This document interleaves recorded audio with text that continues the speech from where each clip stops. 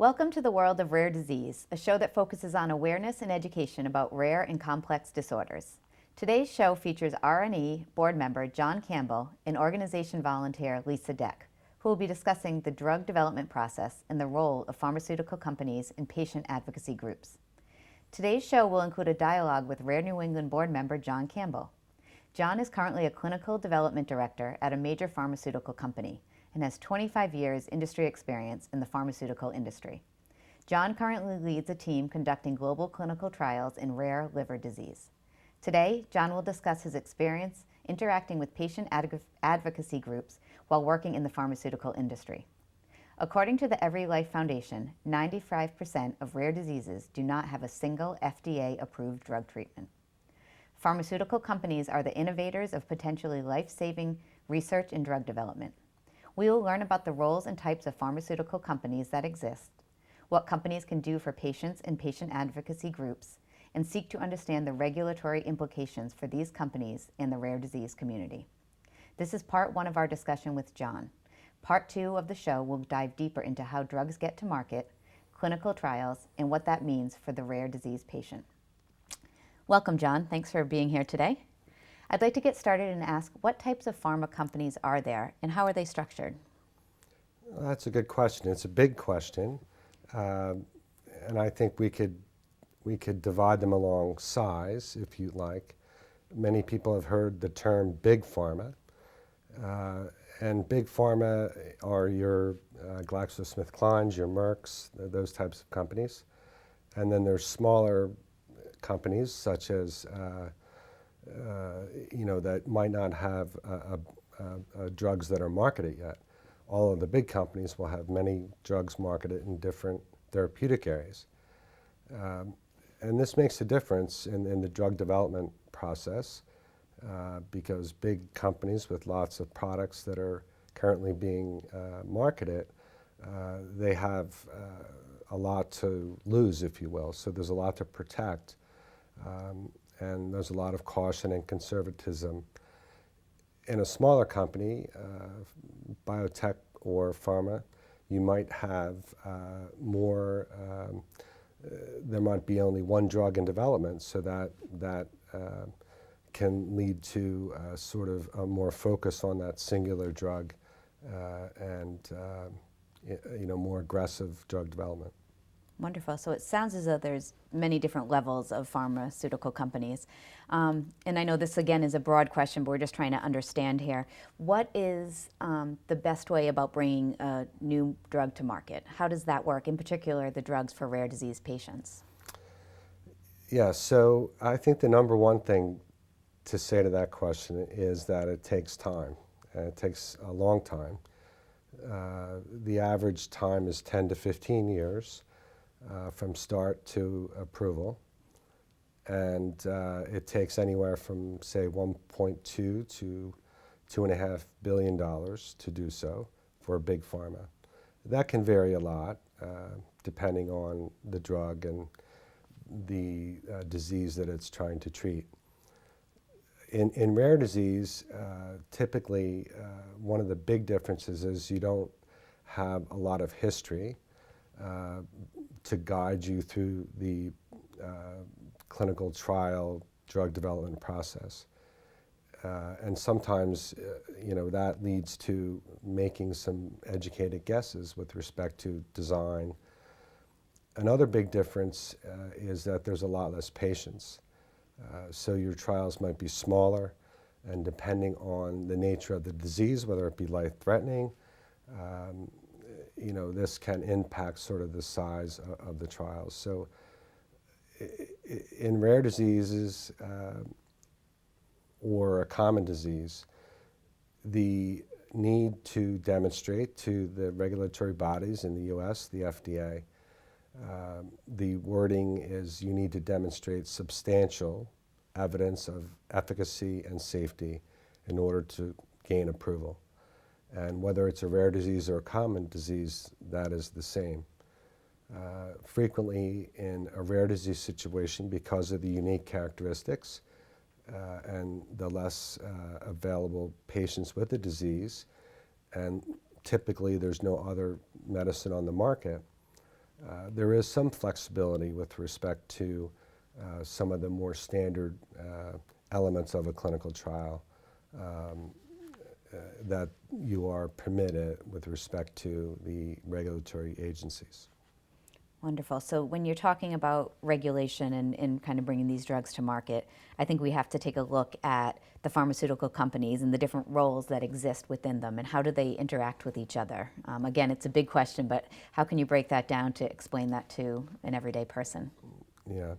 So there are a lot of roles within a pharmaceutical company. And if we take big pharma for the sake of this discussion, you can divide it into two really big buckets, the commercial side and the research side. And there's some big differences between those two big buckets.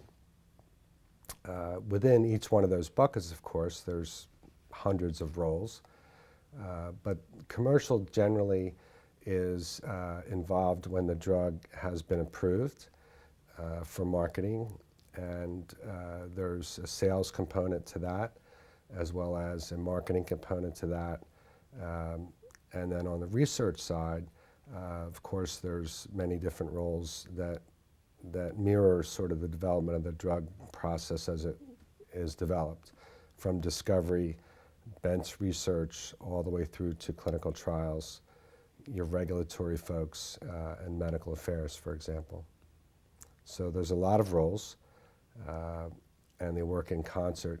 And there are some very distinct regulations that govern particularly the commercial side to avoid what we call conflict of interest, and to make sure that the claims that are being communicated to either the prescribers or direct to consumer, to the patient, are substantiated with evidence, sufficient evidence, so that everything is squared away.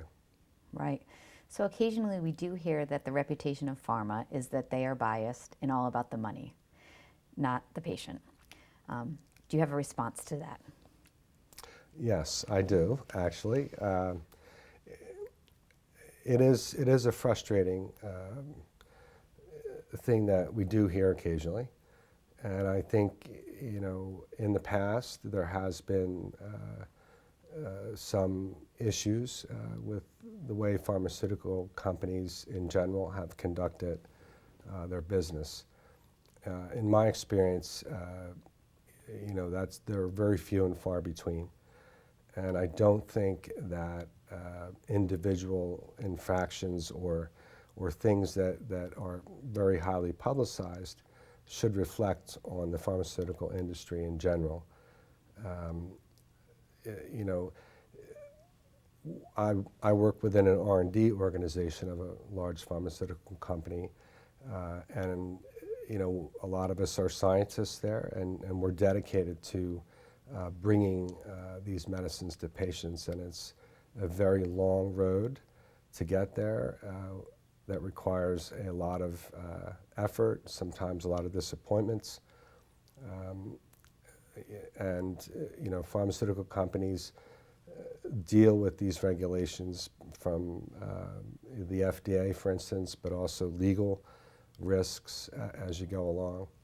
So we do hear this, Lisa, for sure, but I think it's not something that the patients should really feel is reflective of pharmaceutical companies in general. Right. And I'm just asking the question, don't shoot the messenger. I am a patient as well, and I know that I hear a lot about pharmaceutical companies and working with patients and patient advocacy groups. Can you elaborate a little bit more on what some ways they can work together are?